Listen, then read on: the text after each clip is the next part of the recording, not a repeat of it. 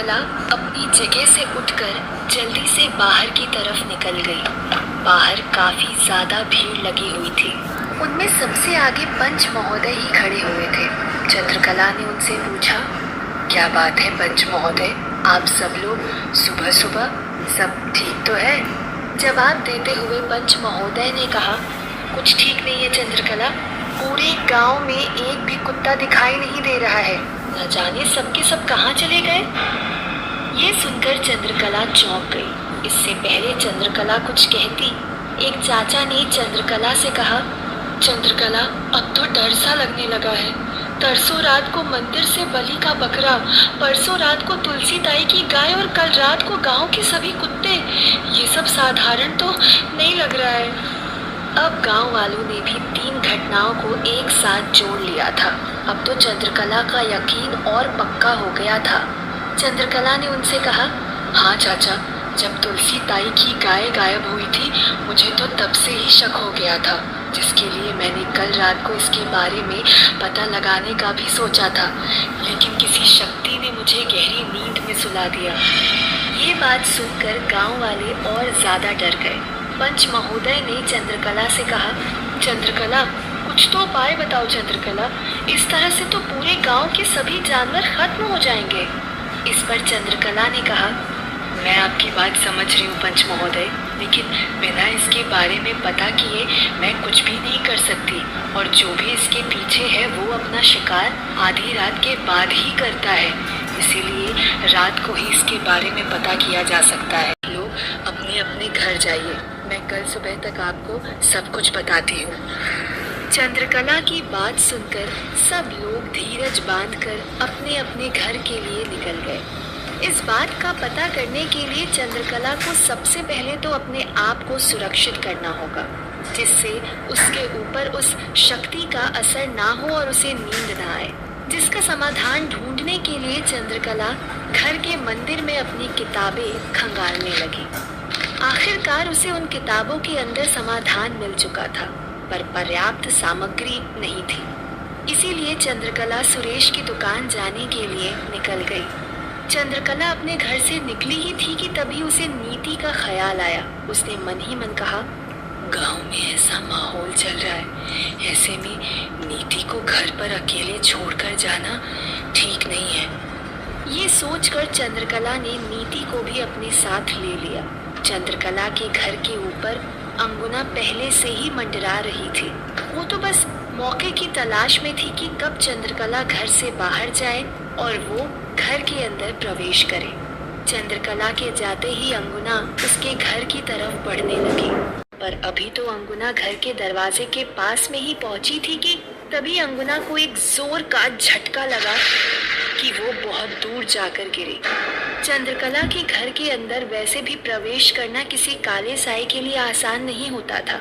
ऊपर से जब से नीति दैत्य बनने लगी थी, तब से चंद्रकला ने घर सुरक्षा दोगुनी कर दी थी। अब तो अंगुना के लिए अंदर जाना और ज्यादा मुश्किल हो गया था, पर अंगुना ने एक बार में हार मानना स्वीकार नहीं किया।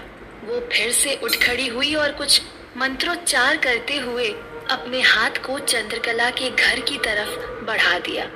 अंगुना की उंगलियों से एक चिंगारी निकली, जो सीधे घर के दरवाजे के ताले से जा टकराई।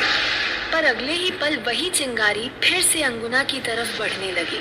उस चिंगारी को अपनी तरफ आता देख अंगुना डर के मारे दूर हट गई। अंगुना भी समझ गई कि इस वक्त चंद्रकला के घर को भेद पाना आसान काम नहीं है, और खामखा अपनी शक्तियां इन सब में व्यर्थ गंवाना भी अंगुना को उचित नहीं लग रहा था। यही सोचकर अंगुना वहां से चली गई कि वो यहीं रहकर सही समय का इंतजार करेगी। वहीं दूसरी तरफ चंद्रकला और नीति दोनों सुरेश की दुकान पर पहुंच चुके थे।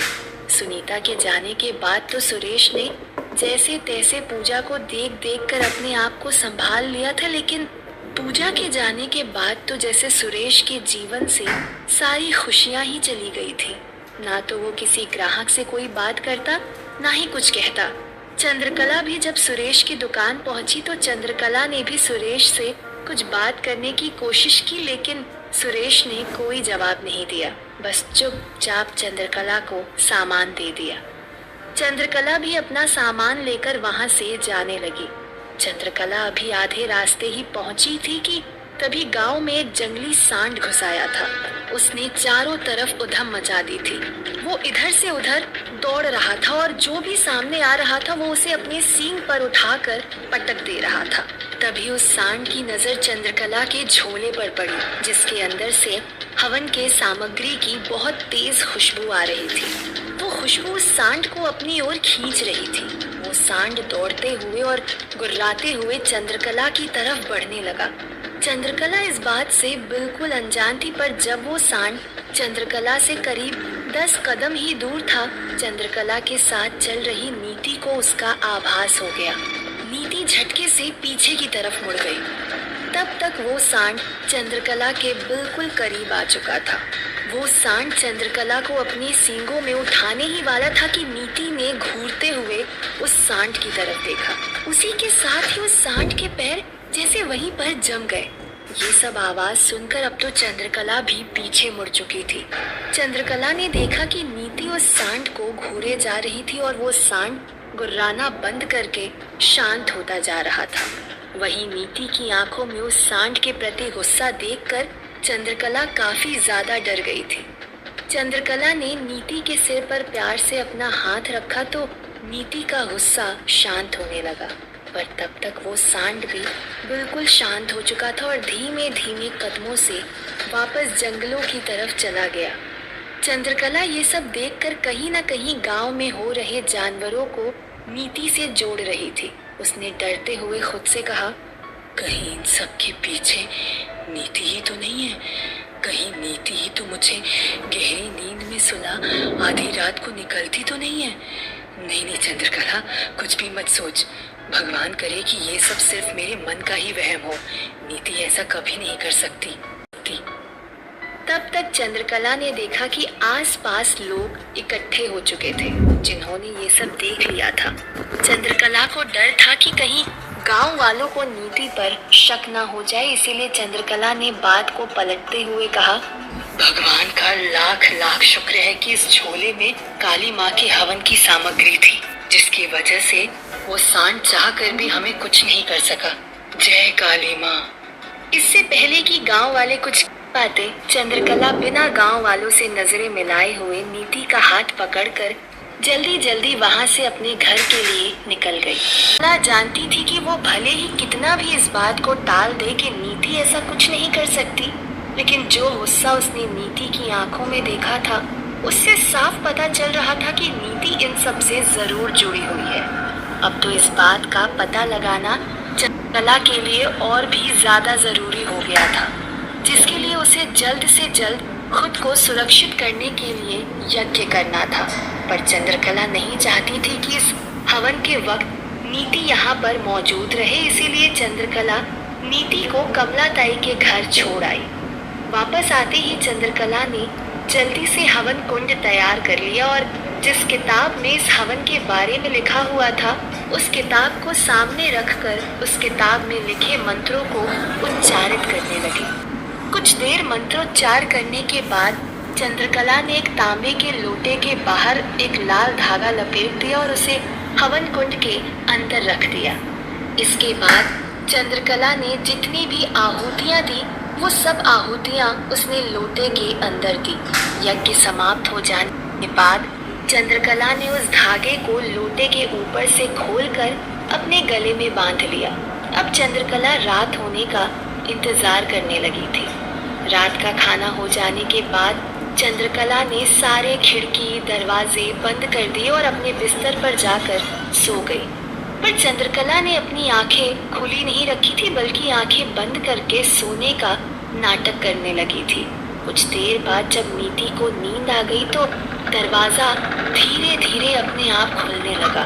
फिर भी चंद्रकला ने अपनी आंखें नहीं खोली।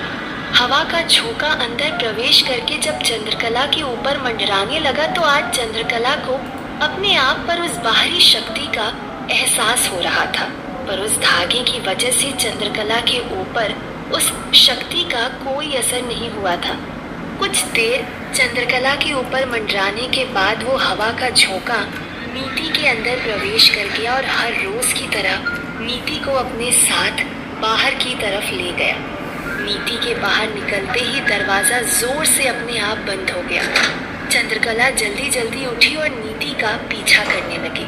चंद्रकला ने कभी नहीं सोचा था कि उसे कभी अपनी ही बेटी का इस तरह पीछा करना पड़ेगा। चेहरे पर बिना कोई भाव के नीति बस सीधे सीधे चली जा रही थी। चंद्रकला उसकी नजरों से बचकर दबे पांव उसका पीछा कर रही थी। तभी चंद्रकला ने देखा कि नीति ने गांव का रास्ता छोड़कर जंगल का रास्ता पकड़ लिया था। चांद की रोशनी की वजह से गांव की गलियों में तो कम से कम कुछ रोशनी नजर आ रही थी, लेकिन चारों तरफ बड़े बड़े पेड़ों से ढका होने की वजह से जंगल के अंदर धूप घेरा था, जिसकी वजह से कुछ दूर तक तो चंद्रकला नीति का पीछा कर पाई थी, लेकिन कुछ देर बाद नीति चंद्रकला की नजरों से पूरी तरह ओझल हो गई। चंद्रकला इधर से उधर दौड़ दौड़ कर नीति को ढूंढ रही थी, लेकिन नीति कहीं नजर नहीं आई। नजर आती भी कैसे? नीति दूसरा रास्ता पकड़कर जंगल के दूसरे हिस्से में पहुंच चुकी थी। उस हिस्से में नीति को वही जंगली सांड दिखाई दिया जिसने आज चंद्रकला पर हमला किया था। उस सांड को देखते ही गुस्से में नीति की सांस फूलने लगी। उस सांड ने भी नीति को देखकर अपने कदम पीछे कर लिए थे, पर नीति गुस्से से उस सांड को घूरे जा रही थी और धीरे धीरे उस तरफ बढ़ने लगी थी। नीति को अपनी तरफ आता देख उस सांड को आभास हो गया था कि उसकी जान खतरे में है। अपनी जान बचाने के लिए वो पीछे की तरफ मुड़ा और वहां से तेजी से भागने लगा। ये देख नीति जोर से गुर्राते हुए उस सांड का पीछा करने लगी। वो सांड बहुत भयंकर रफ्तार से भागे जा रहा था, पर नीति के छोटे पैर उतनी रफ्तार नहीं पकड़ पा रहे थे। पर तभी भागते भागते ही नीति का शरीर भी बढ़ने लगा था। नीति के हर कदम के ऊपर उसके शरीर का एक हिस्सा बढ़ रहा था। सबसे पहले नीति के पैर बढ़ने शुरू हुए। जैसे ही नीति के पैर बड़े हुए, नीति के दौड़ने की रफ्तार भी तेज हो गई। धीरे धीरे नीति के हाथ भी बढ़ते जा रहे थे और हाथों के ऊपर नाखून भी। इससे पहले नीति ने जब भी दैत्य का रूप लिया था, तब उसका शरीर एक विशालकाय जानवर की तरह बढ़ता था और पूरे शरीर पर बाल उगाते थे, लेकिन आज ऐसा नहीं हो रहा था। आज जब उसके पैर बढ़े तो पैर तो उसके विशालकाय दैत्य के ही जैसे थे, लेकिन उसके नाखून एक कुत्ते की तरह बढ़ रहे थे और उसके एक पैर की जांघ किसी काले रंग के कुत्ते के पैर जैसी थी, तो दूसरी जांघ भूरे रंग के कुत्ते जैसी। दौड़ते दौड़ते नीति का शरीर जब ऊपर से बढ़ने लगा तो उसकी पीठ एक गाय के जैसे हो गई और आखिर में जब नीति का चेहरा सामने आया तो वो उसी बलि के बकरे जैसा हो गया था, लेकिन उसके दांत किसी जंगली जानवर जैसे थे। नीति का शरीर इतना बढ़ चुका था कि वो जंगल में पेड़ की टहनियों तक पहुंच चुकी थी। नीति का ये रूप पहले से भी बहुत ज्यादा डरावना और भयानक था। नीति उस सांड के अब बिल्कुल बराबर दौड़ने लगी थी। दौड़ते दौड़ते नीति ने एक जोर का मुक्का उस सांड के सिर पर मारा और सांड का आधा चेहरा जमीन में घुस गया, जिससे उस सांड की बहुत जोर से चीख निकली।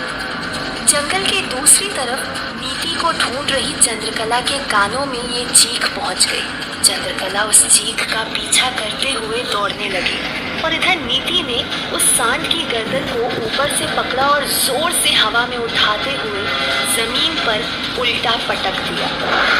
सांड पीठ के बल गिरा हुआ था और उसके पैर ऊपर की तरफ हवा में थे। वो सांड इस तरह घायल हो चुका था कि वहां से उठने की उसकी हिम्मत नहीं थी। दैत्य नीति उस सांड के पास में बैठ गई और अपने हाथों को देखने लगी। देखते ही देखते नीति के हाथों के नाखून और भी ज्यादा बड़े होने लगे थे। नीति ने उन बढ़े हुए नाखूनों को सीधे उस सांड के पेट में घुसा दिया। दर्द के मारे सांड एक बार फिर बहुत जोर से चिल्लाया। ये चीख जब चंद्रकला के कानों में पड़ी तो वो समझ गई कि नीति ने किसी न किसी जानवर को मार दिया। चंद्रकला नीति को आज भी शिकार करने से नहीं बचा पाई थी। इधर नीति ने उस सांड का पूरा पेट चीर दिया था और अपने एक हाथ को उस सांड के पेट में डालते हुए उसके मांस का एक बड़ा सा टुकड़ा निकाल लिया। दैत्य नीति उस मांस के टुकड़े को लपलपाई नजरों से देखने लगी। उस मांस के टुकड़े को पूरा का पूरा अपने मुंह के अंदर रख लिया। नीति से अब रहा नहीं गया और वो जल्दी जल्दी दोनों हाथों से उस सांड के मांस को खाने लगी। कुछ ही देर में वहां पर चंद्रकला भी पहुंच गई। नीति का ये रूप देखकर चंद्रकला बहुत ज्यादा डर गई। अपनी बेटी को इस तरह एक जानवर का मांस खाता देख चंद्रकला की आंखों से आंसू टपकने लगे। आखिर ऐसा क्या हुआ था नीति के साथ जो वो जानवरों का मांस खाने को मजबूर हो गई, और कैसे बचाएगी चंद्रकला अब अपनी बच्ची को इस दलदल से, और अंगुना कैसे हासिल करेगी पत्रिकाओं का गट्ठा।